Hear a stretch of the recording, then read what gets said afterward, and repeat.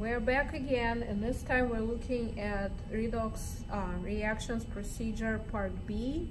So now we have 4 test tubes here. I pre-labeled them with names of various metals that are going to go into them. And remember, this is a reaction where instead of having one metal, different acids like we just saw with copper, now we have 4 different metals here. We have iron, magnesium, zinc, and copper. I excluded aluminum and nickel. Aluminum is excluded because aluminum oxide on the surface of aluminum is very hard to remove, so it doesn't show the reaction it should. And nickel is simply too slow to show in the limited time that we have for this video. So we have iron, magnesium, zinc, and copper. Our job is to place a piece of metal into each test tube and then add 6 molar HCl. Again, it calls for about 1 milliliter, so we'll be measuring roughly 20 drops of HCl into each test tube. We're then going to compare the intensity of reaction. Some of these metals are fairly active, so reaction is expected to be very intense and very fast. Other metals may not react as quick, so I'm hoping by looking at these 4 reactions you'll be able to rank these 4 metals in order of their activity. The most active will react extremely strongly, possibly completely dissolving an acid, producing a lot of hydrogen gas, so a lot of bubbles are expected. The metals that are less active will produce less hydrogen, and finally the one that's inactive will not react with HCl at all. Okay, let's go ahead and start with magnesium. So this is another piece of magnesium ribbon. I did polish it a little bit to clean it for magnesium oxide on its surface, so you can see it's kind of light colored and shiny. I'm going to place this strip into the test tube, and I'm going to add HCl here. Notice I'm not doing this one in the hood because there's no toxic gas being produced, only hydrogen.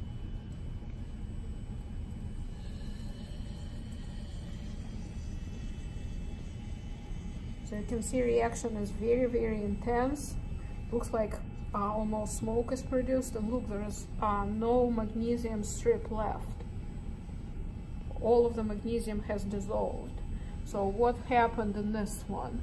Well, we have, just to remind you, I wrote this reaction here in 2 different forms. You can write your equations in your report sheet in either molecular form like this or ionic form like this. So this is the same reaction between magnesium and HCl, which we just saw here. I'm going to drop another piece of ribbon real quick into here. So it's kind of helpful when you see the reaction happen, and then we can see its representation on the board. So I'm going to drop it. You can see it's bubbling and dissolving as it bubbles. The bubbles you're seeing here is bubbles of hydrogen gas being produced. So this is a molecular form of this reaction showing formation of magnesium chloride, where magnesium has a charge of +2, and the bubbles are of hydrogen gas, which has a charge of 0. This is the same reaction, only written in ionic form. Instead of HCl, I'm just using hydronium ion. The products are still magnesium ion +2 and hydrogen gas with a charge of 0. So what is going on here? Well, magnesium is going from 0 to +2, losing 2 electrons, so magnesium is being oxidized. Hydrogen ion or hydronium ion, either of these would be considered to gain 1 electron each and produce hydrogen gas with a charge of 0. So hydrogen ion or hydronium ion or HCl acts as an oxidizing agent because H in HCl gains electrons and is being reduced. So next we're going to go back here.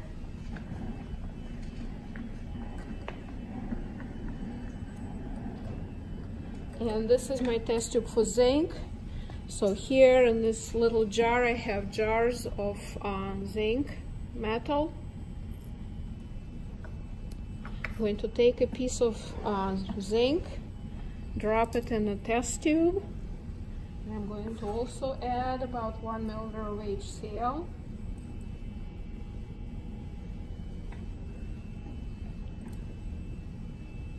Hope you can see bubbles. The reaction is obvious here, so zinc is turning into zinc chloride, forming zinc plus 2 ion. All ions that are formed in this experiment can be expected to have a charge of positive 2. You can definitely see bubbles, I hope, streaming from the surface of the strip to the top of the liquid in the test tube. Reaction probably is not as intense as with magnesium, but you can clearly see the reaction occurring. So zinc is able to replace hydrogen from the solution of HCl. Next is iron, and I wanted to show you the strips. This is a jar of irons that I found in the stockroom, but look at those strips. You can see they're covered with brownish red powder. You can probably guess what that powder is. Yes, it is rust. Rust is primarily composed of ferric oxide, Fe2O3, and it also has some ferric hydroxide in it, FeOH3. But rust, of course, is a sign of oxidation of a metal that we're all familiar with. So what I did prior to shooting this video is I took a strip of iron and I cleaned it as much as I could with sandpaper. I'm going to clean it a little bit more right before I drop it into the test tube. And here's my sandpaper, and I'm going to clean it a little bit more. Gloves on the way a little bit here. So I'm trying to get that rust, that powder of metal oxide from its surface. This is my test tube for iron. I'm gonna drop the strip in there. I'm gonna add some HCl. Again, it's 6 mole hydrochloric acid, emitting same acid to all the metals.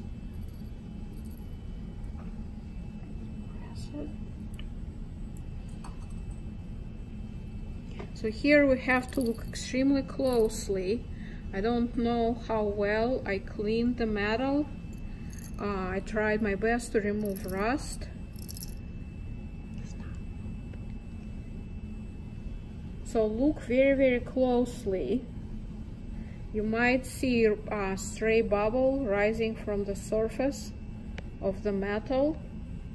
It's of course not nearly as obvious or as intense of a reaction as we saw with magnesium or zinc, but hopefully you can still see bubbles. I know I can. They're not rising to the surface of the liquid as frequently, I would say, as in previous 2 examples, but you can see some now that it's been sitting around a little bit longer. You can see the reaction taking place, especially at the edges of the metal piece. So what does this tell us? Well, it tells us that iron is reacting with HCl, but not nearly as efficiently and actively as magnesium and zinc did in our previous example.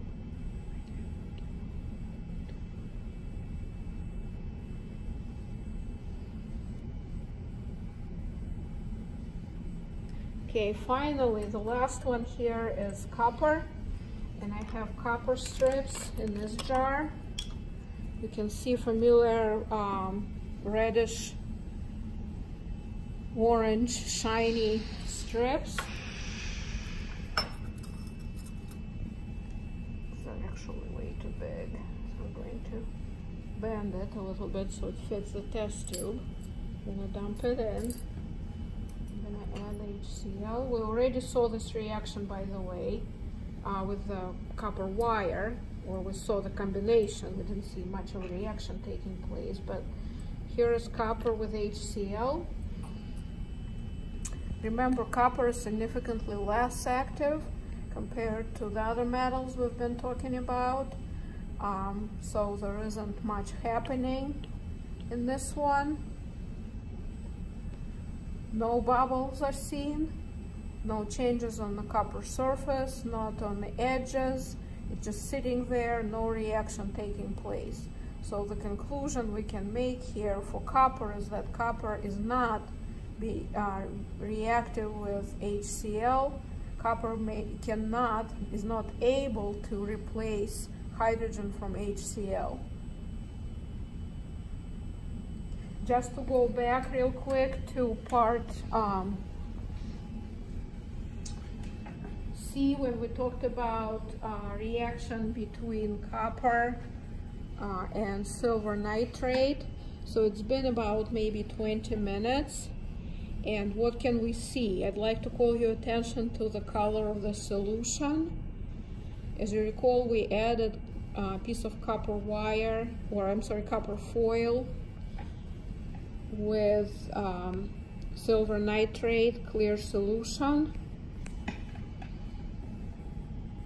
Maybe I can set it down here on the lab manual.